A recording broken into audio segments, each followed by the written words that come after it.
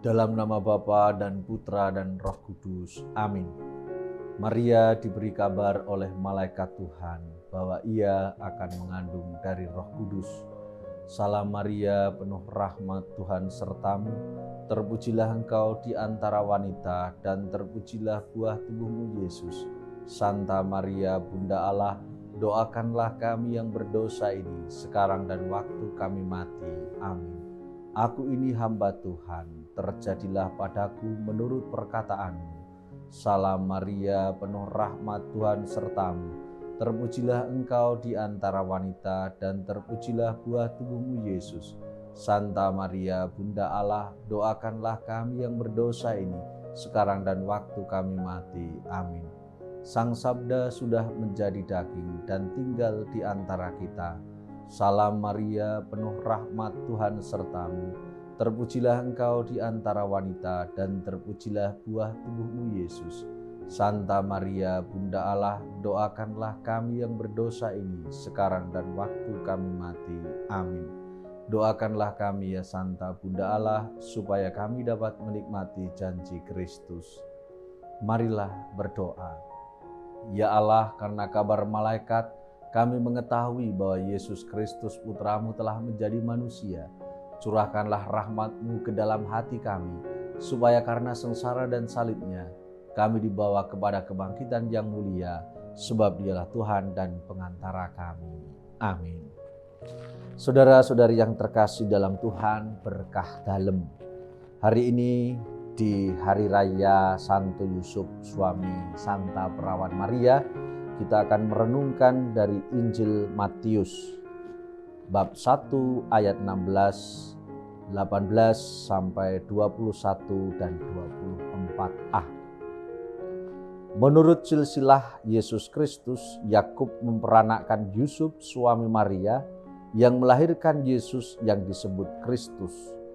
Sebelum Kristus lahir, Maria ibunya bertunangan dengan Yusuf. Ternyata Maria mengandung dari Roh Kudus sebelum mereka hidup sebagai suami istri. Karena Yusuf suaminya seorang yang tulus hati dan tidak mau mencemarkan nama istrinya di muka umum, ia bermaksud menceraikannya dengan diam-diam. Tetapi ketika Yusuf mempertimbangkan maksud itu, malaikat Tuhan tampak kepadanya dalam mimpi dan berkata, "Yusuf, anak Daud, janganlah engkau takut mengambil Maria sebagai istrimu, sebab anak yang di dalam kandungannya adalah dari Roh Kudus. Maria akan melahirkan anak laki-laki dan engkau akan menamai dia Yesus, karena dialah yang akan menyelamatkan umatnya dari dosa mereka." Sesudah bangun dari tidurnya, Yusuf berbuat seperti yang diperintahkan malaikat Tuhan itu kepadanya. Saudara-saudari yang terkasih, kalau kita mendengar kisah Yusuf ini, kita kagum pada kepribadian Yusuf. Disebut dalam Injil tadi, Yusuf memiliki kepribadian yang tulus hati. Tidak hanya tulus, tetapi juga taat. Taat kepada siapa? Taat pada Allah yang menuntunnya. Dan ini mencerminkan pribadi yang sungguh mewujudkan apa yang diajarkan oleh Kristus sendiri, yaitu mencintai Allah dengan segenap hati dan mencintai manusia seperti diri sendiri. Dan itu hadir dalam pribadi Santo Yusuf. Bagaimana ia mencintai Allah, mengikuti apa yang menjadi kehendak Allah.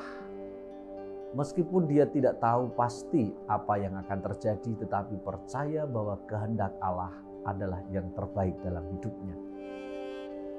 Yang kedua, ketulusan hati dan cintanya pada sesama dibuktikan ketika dia mencintai Maria dengan sepenuh hati. Ketika dia mendengar Maria mengandung, padahal belum menikah atau masih dalam pertunangan, memang sebagai lelaki yang wajar, dia tergoncang. Mungkin juga mendengar suara-suara yang lainnya. Tetapi apa yang terjadi? Ketika dia ingin memutuskan untuk meninggalkan Maria secara diam-diam, sebenarnya dia harus mengambil risiko yang besar. Bisa saja dia menyalahkan Maria. Bisa saja dia ikut orang lain untuk nanti menghukum Maria.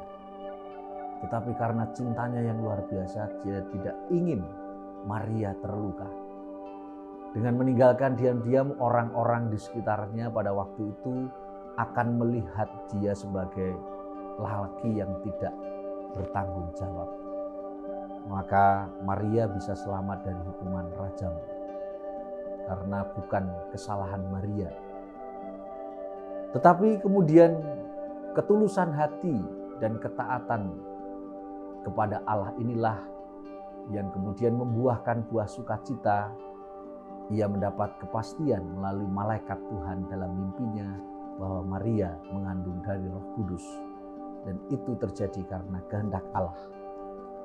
Dan sekali lagi sebagai bukti cintanya kepada Allah dan kepada sesama, khususnya Maria, ketika dia bangun dari mimpinya, dia melakukan apa yang menjadi kehendak Allah, mengambil Maria menjadi istrinya dan seterusnya mendampinginya dengan sepenuh hati. Maka kiranya ini menjadi keteladanan yang luar biasa bagi kita, khususnya terutama juga bagi keluarga-keluarga Katolik. Bagaimana para bapak mencontoh sikap Santo Yusuf sebagai suami yang setia, sebagai imam yang memimpin dan mengarahkan keluarga untuk dekat dengan Allah. Tentu juga bersama dengan istri sebagai ibu yang mencontoh sikap Maria yang bersama-sama mendukung Yusuf dalam kehidupan keluarga, membangun kesetiaan atas dasar cinta kepada Allah dan sesama sehingga keluarga menjadi berkah.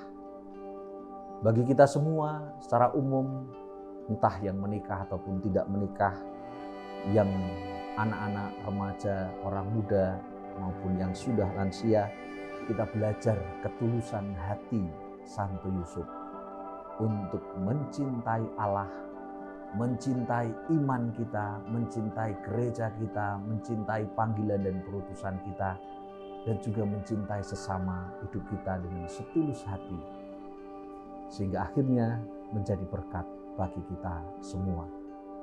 Marilah kita mohon doa Santo Yusuf. Santo Yusuf, doakanlah kami. Tuhan bersamamu. Semoga kita semua, hidup kita dan keluarga-keluarga Katolik, serta perjuangan hidup kita, harapan kita dan persaudaraan kita senantiasa dinaungi, dilindungi dan diberkati oleh Allah yang Maha Kuasa, Bapa dan Putra dan Roh Kudus. Amin.